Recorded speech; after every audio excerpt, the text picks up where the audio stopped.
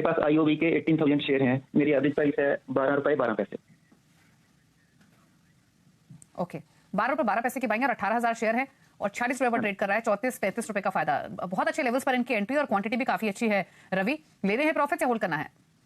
देखिए, वैसा तो त्योहारों का सीजन आ रहा है, अगर थोड़ा प्रॉफिट लेना भी चाहे तो ले सकते हैं, लेकिन फिर भी कहूंगा पोजीशन को अभी होल्ड करके रखिए। 55 रुपए का टारगेट आपको अचीव होता हुआ नजर आएगा। पार्शियली अगर आप चाहते हैं तो यहाँ पे 20-30% का मुनाफा वसूली कर सकते हैं, लेकिन स्टॉप लॉस एक डाल के चलिए। 40 रुपीज का अपसाइड में टारगेट होगा, 55 रुपए का। तेजी अभी और बाकी है, तो मेरे हिसाब से थोड़ा और रुकिए और अगर जरूरत है तभी प्रॉफिट बुक करिए, नहीं तो अभी कंटिन्यू रखिए 55 रुपए के टारगेट के लिए। ओके, होल्ड करने की सलाह है 55 रुपए के लक्ष्य के लिए। थोड़ा प्रॉफिट भी ले सकते हैं अगर चाहे तो। अगले कॉलर से बात करेंगे। पवन है हमारे साथ नई दिल्ली से। पवन नमस्कार, पूछिए सवाल। हाँ नमस्कार मैडम, मेरे दो सवाल हैं। एक श्रीराम फाइनेंस 21 शेयर लिए हुए हैं 1923 के रेट पे, और एक है ट्रेंड का 20 शेयर लिए हुए हैं 2170 रुपए पे। ये अभी में लिए हैं, लास्ट वीक। और आपका होराइजन क्या है इनमें? अच्छा, अभी हाल फिलहाल लिया है। हाँ, 1-2 महीने के लिए। ठीक है, ठीक है। ठीक है, बता दीजिए। 2 महीने का नजरिया मान के चलते हैं। इतना नीचे तो नहीं गए आपकी बाइंग से कि एवरेज करना पड़े आपको। बाकी रवि सजेशन देंगे। रवि, 2 महीने का व्यू, ट्रेंड 2170 की बाइंग है, श्रीराम फाइनेंस 1923 की।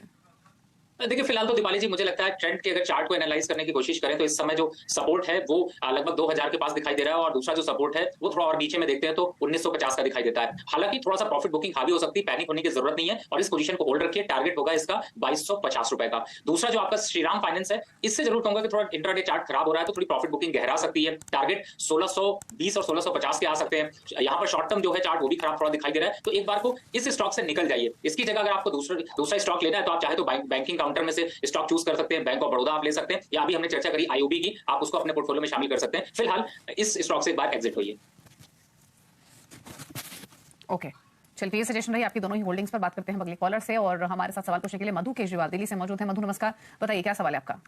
ये पीएफसी लिए हुए जी, 60 शेयर 249 की एवरेज है जी, अभी हफ्ता भर पहले लिया है। ओके, हाल ठीक है। और व्यू क्या है आपका? 2 महीने करीब।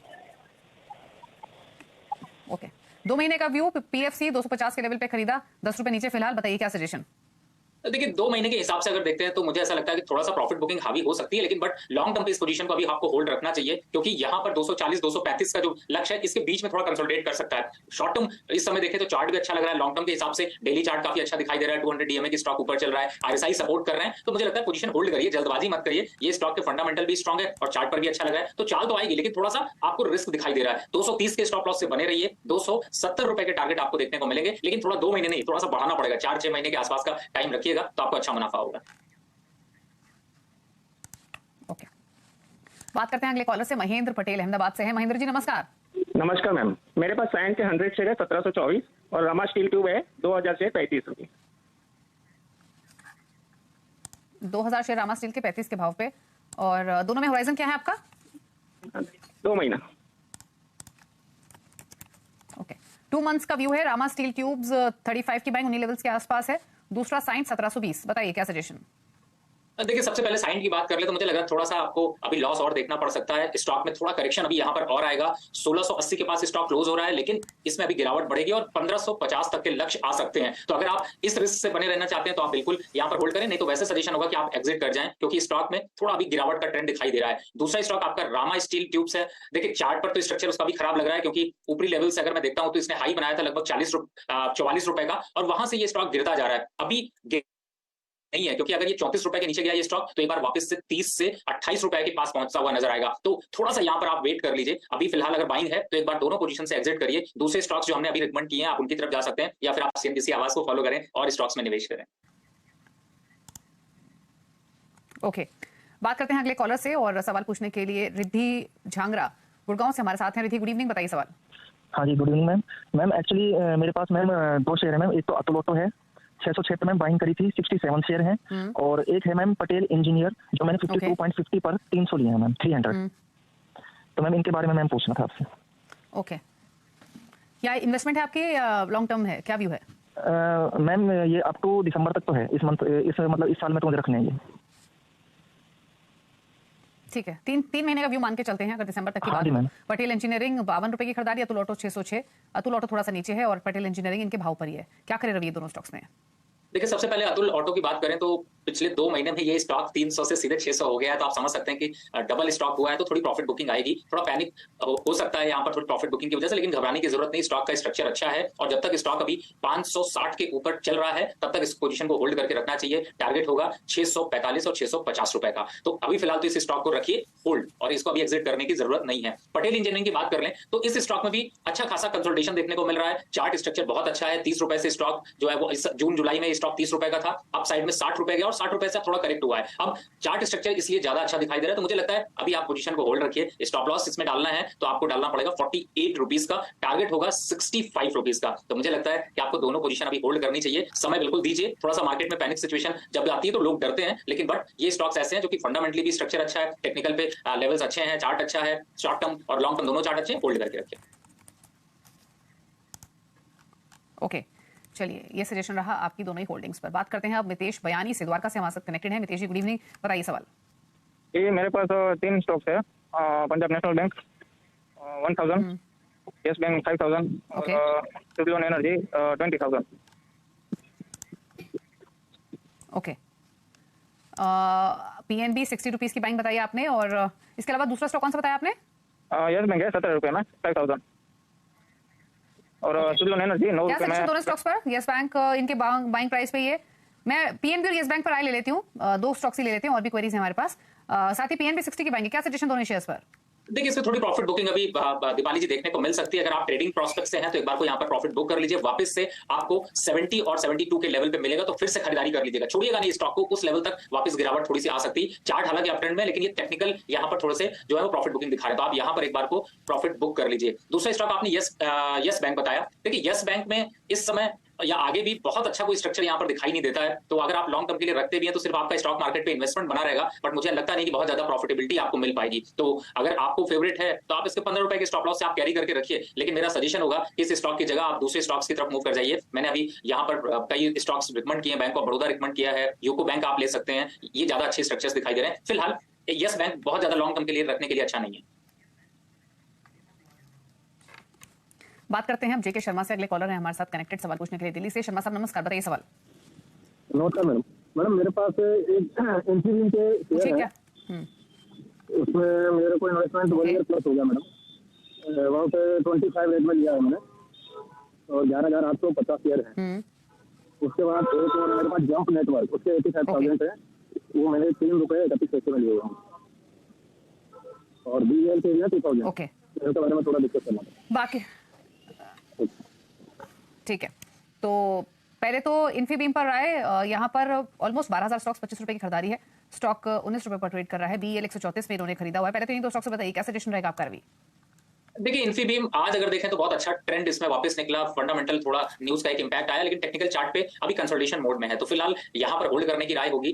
17 रुपए 50 पैसे की स्टॉप लॉस से टारगेट जो इन्होंने बाइंग प्राइस एक्चुअली में वही टारगेट नजर आ रहे हैं 25 रुपए का, तो थोड़ा एवरेज करें तो बहुत अच्छा होगा और वापस से एक बार को मोमेंटम में निकलने का भी मौका मिलेगा, प्रॉफिट भी मिल जाएगा। दूसरा स्टॉक आपने BEL बताया। देखिए BEL इस समय 135 और 145 के बीच में कंसोलिडेट कर रहा है और ये थोड़ा कंसोलिडेशन लंबा चलेगा, लगभग 1-1.5 महीने तक यहाँ पर अभी कंसोलिडेशन होता रहेगा। तो लॉन्ग टर्म के हिसाब से ये स्टॉक बहुत अच्छा है। इन लेवल्स पर देखा जाए तो भी आप अगर लॉन्ग टर्म की खरीदारी करना चाहते हैं तो होल्ड कर सकते हैं। स्टॉप लॉस होगा लॉन्ग टर्म के लिए 128 रुपए का, टारगेट होगा 160 रुपए का। तो लॉन्ग टर्म के लिए ये ट्रेंड है। शॉर्ट टर्म में 150 रुपए तक जल्द आता हुआ नजर आएगा, तो मुझे लगता है कि आपको पोजीशन होल्ड करनी चाहिए।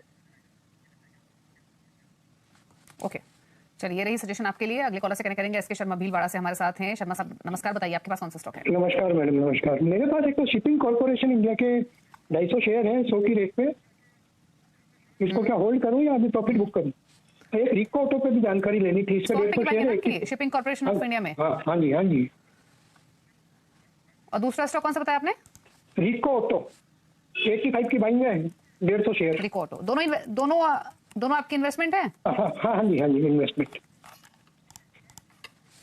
बताइए शिपिंग कॉर्पोरेशन ऑफ इंडिया, आज तो खबरों में भी था ये स्टॉक स्टेक सेल की तेजी के साथ कारोबार इसमें होते हुए दिखाई दिया। 50 रुपए का फायदा दे रहा है इनको, 50% प्रॉफिट में तो है ये। दूसरा रिको ऑटो 85 की बाइंग है। क्या सजेशन दोनों होल्डिंग्स में इन्वेस्टमेंट का व्यू? देखिए मुझे लगता है बने रहिए सर, जल्दबाजी मत करिए शर्मा जी। स्टॉक आपने अच्छी जगह लिया है, प्रॉफिट को रन होने दीजिए, इसको काटेंगे तो भी कोई दूसरा स्टॉक खरीदेंगे, उनसे बेहतर ये स्टॉक है। 170 रुपए आपको शिपिंग कॉर्पोरेशन इंडिया आता हुआ नजर आएगा। तो स्टॉप लॉस अगर रखना चाहते हैं तो 145 के स्टॉप लॉस से, छोटा स्टॉप लॉस है, बने रहिए, काटने की जल्दी नहीं करिएगा। दूसरा स्टॉक आपका रिको ऑटो है, वो भी सर बहुत बढ़िया स्टॉक है, यहाँ पर अभी 86 रुपीज चल रहा है और थोड़ा सा अगर टाइम देते हैं तो मुझे लगता है कि जल्दी ये 100 के आंकड़े यानी 3 डिजिट के आंकड़े में आने वाला है। तो फिलहाल पोजीशन को होल्ड रखिए, स्टॉप लॉस 82 रुपीज का डाल के अभी आप बने रहिए। दोनों स्टॉक अच्छे हैं, दोनों बेहतरीन मुनाफा देंगे। ओके, अंकित कुमार दादरी से हमारे साथ कनेक्टेड है। अंकित नमस्कार, पूछिए सवाल। नमस्कार मैम। मैम मेरे पास बताइए क्या सवाल है आपका? मैम मेरे पास वीआर लॉजिस्टिक के 50 शेयर हैं 700 के भाव से, और जेएसडब्ल्यू इंफ्रास्ट्रक्चर के हैं 600, ये 160 के भाव से 10 शेयर। ओके, वीआरएल लॉजिस्टिक्स 700 और दूसरा स्टॉक का क्या नाम बताया आपने? जेएसडब्ल्यू मैम इंफ्रास्ट्रक्चर जो अभी लिस्टिंग हुआ है, जेएसडब्ल्यू इंफ्रास्ट्रक्चर 160 के भाव से। और वहां क्या बाइंग है आपकी? मैम 160 बाइंग है इंफ्रास्ट्रक्चर जेएसडब्ल्यू में। बताइए क्या। ओके, समझ गए। क्या सजेशन रहेगा दोनों स्टॉक्स का रवि आपका? वीआरएल लॉजिस्टिक्स 700 की बाइंग।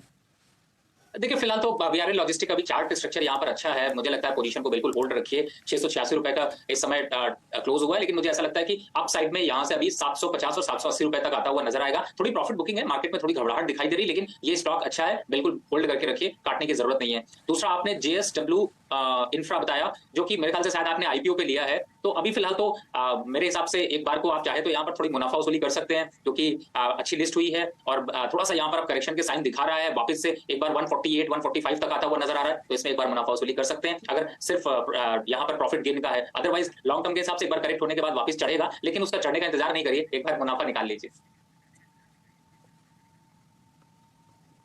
ओके, चलिए, तो ये सजेशन रहा आपके लिए इन होल्डिंग्स पर। बात करते हैं अगले कॉलर से, आदित्य हैं मुंबई से। आदित्य नमस्कार, पूछिए सवाल। नमस्कार, मैंने 43.95 पे इंडियन ओवरसीज बैंक लिया था 227 शेयर। ओके, तो क्या होल्ड करना है? कितना ऊपर जा सकता है? होराइजन क्या है आपका?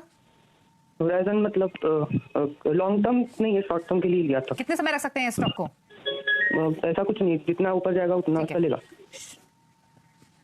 ठीक है, इंडियन ओवरसीज बैंक 43 ऑलमोस्ट 44 की बाइंग है, रवि क्या करें? देखिए इस समय 47 रुपीज चल रहा है और मैंने पहले भी बताया कि ये स्टॉक अभी जाता हुआ 55 रुपए तक तो इजीली जाएगा, वापस 60 के आसपास थोड़ा थकता हुआ नजर आएगा, लेकिन फिलहाल पोजीशन को होल्ड रखिए। जो आपने लॉन्ग टर्म का मूड बनाया उसके हिसाब से फिट बैठता है। टारगेट होगा कम से कम 60 रुपए का। 60 रुपए के आने के बाद एक बार रिव्यू जरूर लीजिएगा वापस से सीएनबीसी आवाज पे। ओके, चलिए, तो ये रहा सजेशन आपके लिए ओवरसीज बैंक पर। रुकिए इसी साथ एक ब्रेक के लिए, ब्रेक के उस पास सोशल मीडिया से करेंगे क्वेश्चंस को पिक। चलता आते हैं कल का बाजार। रवि सिंह हमारे साथ मौजूद है। सवाल लेते हैं हम सोशल मीडिया से। अजय कुमार ट्विटर पर एक सवाल भेजे, मुंजाल ऑटो पर 54 रुपए की बाइंग है, 600 शेयर्स है, क्या करें?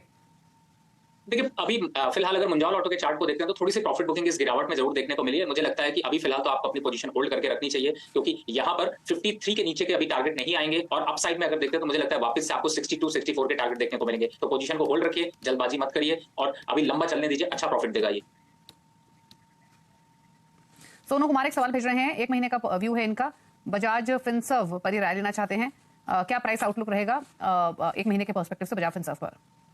देखिए बजाज फिनसर्व में वोलेटिलिटी काफी हाई देखने को मिलती है। अगर 1 महीने का है, एक्सपायरी के व्यू तक को लिए देखते हैं तो मुझे लगता है वापस अपसाइड में एक बार 1650 और 1660 तक के लेवल आपको आते हुए नजर आ सकते हैं। यहाँ पर थोड़ा गिरावट आपको अगर बनती भी है तो वापस 1400 1500 के नीचे सस्टेन नहीं कर पाएगी। तो अभी तेजी का ट्रेंड यहाँ पर थोड़ा सा वापस रिटर्न हो सकता है और आपको टारगेट जो है वो 1650 और 1660 के आते हुए नजर आ सकते हैं। अनुराधा सिंह डेशमन फार्मा पर सवाल भेज रही हैं, 165 की बाइंग है, medium to long term view है। देखिए फार्मा सेक्टर में थोड़ी प्रॉफिट बुकिंग यहाँ पर देखने को मिल रही है और डिस्मेंट फार्मा में भी इसी को आप देख रहे हैं, बैक थोड़ा सा देखने को मिल रहा है, बट मुझे लगता है कि आप 155 के स्टॉप लॉस से बनी रही है। आप साइड टारगेट देखते हैं तो 172 तक के टारगेट आपको देखने को मिल सकते हैं। शॉर्ट टर्म चार्ट जरूर यहाँ पर वीक हो रहा है, लेकिन लॉन्ग टर्म चार्ट अगर देखते हैं तो अभी स्ट्रेंथ दिखाई दे रही। मुझे लगता है आप पोजीशन को होल्ड रखिए।